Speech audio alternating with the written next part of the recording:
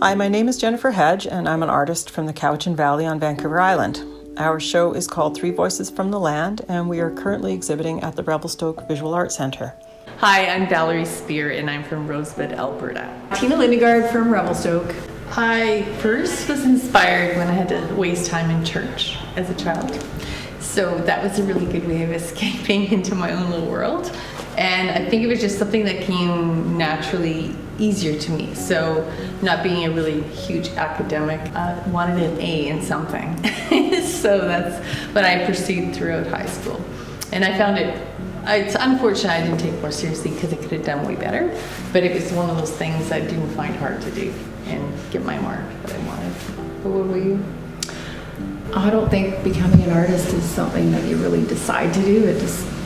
It's either in you or it's not. And I actually think most people are artists. They just haven't been encouraged perhaps that way. The landscape has to be something that I feel connected to and where I've had an experience with it and it's kind of spoke to me in my guts. So if I have that kind of experience, then I'm really excited to paint it and try and express that.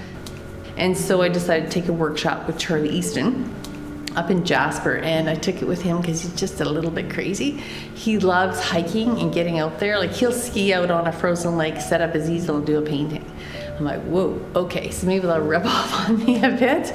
So so that kind of launched me into doing a bit of more plein air because I had attempted it a few times, but I wanted to kind of get a sense of a good system, how do you do it. So anyway, so that helps me to do basically sketches in the field. Like some plein air artists, and maybe I'll be there one day, can finish a really complete, beautiful painting in the field. I try and look at it more like a sketch. So try not to take it too seriously. I'm there just to record the light, what's going on there. And sometimes at the end of that session you go, But when you pull it out later in studio, it actually gives you a ton of information. And I think it just informs your studio work better. So yeah, and I love combining the hiking and the painting. So that's a good thing. Lots of adventures. I do love landscapes. I prefer to paint them inside probably, but I also always have to put something else in there. I feel like the landscape without some other point of interest. I often combine images just to give it a little more, I don't know, a landscape just doesn't seem to always tell a full story, I guess, in my mind. I've just always really been drawn to bright colors, and I think I use color as a way of showing light versus being as focused on the light. I take a lot of direction from Val on that because I'm like, well, where is that light source? I don't know why. It's just always been a draw to more vibrant, rich, often warm colors. The purpose of my work is to express my appreciation of nature and to inspire the viewer to look deeper at the natural world around us. I would like people to see things from a different perspective, see that there's beauty in the ominous and powerful forces of nature. I first met Jennifer in grade 7 elementary. We weren't really close friends, but I knew her. And then I re-met her in college. So I was going to Okanagan College doing fine arts, and Tina did the year after me. And then Jen was in her class, so we kind of re-met as young adults instead of kids. But Tina and we became friends in high school.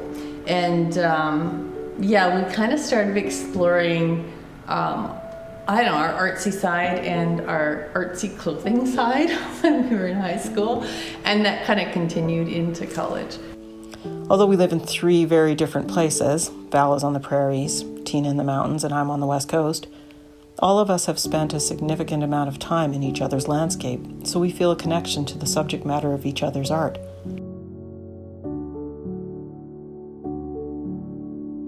Our voices are actually quite different in expressing, even if it's the same landscape. So I think that was pretty appropriate for a title as well, to kind of make it thematic, but also the fact that it's three different takes on it. So yeah, and it was just a nice way of tying our work together. I know I was distinctly inspired by Lauren Harris because I went through a long time where I wasn't painting, and I was doing photography and audiovisual and video production, and I worked doing that for quite a while. During that time, I was a student. I worked at Moline Lake on the tour boats, so we'd be down that lake every day, and I was taking a lot of photos, and I was always trying to capture this thing, which is hard to describe. And then I came across a print of a painting Lauren Harris did of Moline Lake, and my first thought was, you brat. Because I was thinking, you haven't spent as much time on Moline Lake as I have, and you nailed it. And so it made me kind of stop and really look at his work and think about, okay, how does he evoke that feeling that I'm after? And I think it was really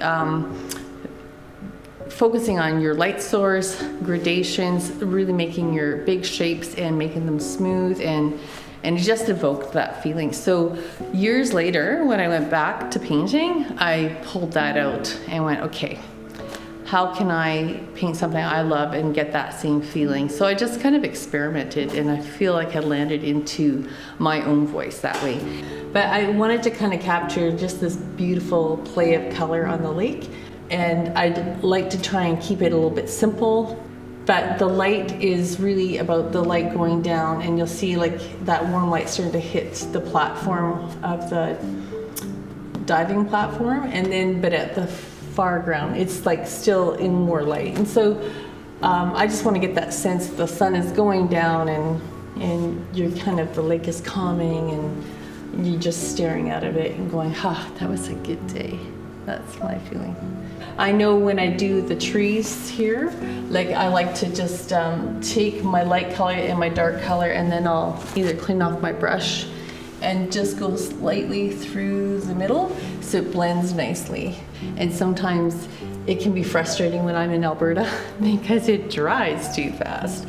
So, but I love that kind of just taking out the detail and leaving it there. We know it's trees. This is a day after a really long bike ride out to the boat launch. I took a break, and I took a photo. I threw the photo into a filter on my phone and farted around with it for quite a while, and then I decided that was something I wanted to try and work with a little bit more. And 99% of the time it's completely different by the time I finish. And I usually paint about 18 paintings by the time I'm done. Val always says, take pictures, because you could have a lot of paintings here. But I don't know, I just like playing with it. I'm never really done. As an artist, I am influenced by the painters of the Romantic movement and their view that imagination governed the creative act rather than convention. In my own work, the atmosphere of a piece and the feeling it conveys is of utmost importance. In my 36-year career as a scenic artist for opera and theater, I have used acrylic paints, and because of that, I am most comfortable using them in my own work, and I've become quite adept at using them to layer glazes and washes to achieve effects of color and depth. Make sure that you stay playful.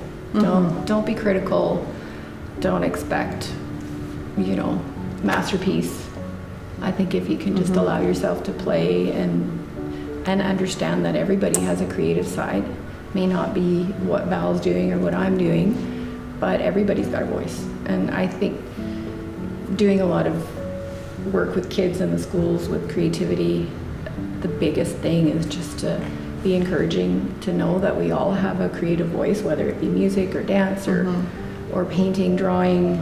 Kids are naturally creative, they are naturally good at it, and you don't actually have to teach them a lot because they do know how to play.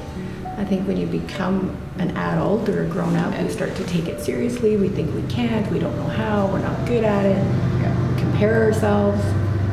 Just if you can take all that out of the picture, the rest of it will come on its own. I think, we're our own worst enemies when it comes to that kind of thing, for sure.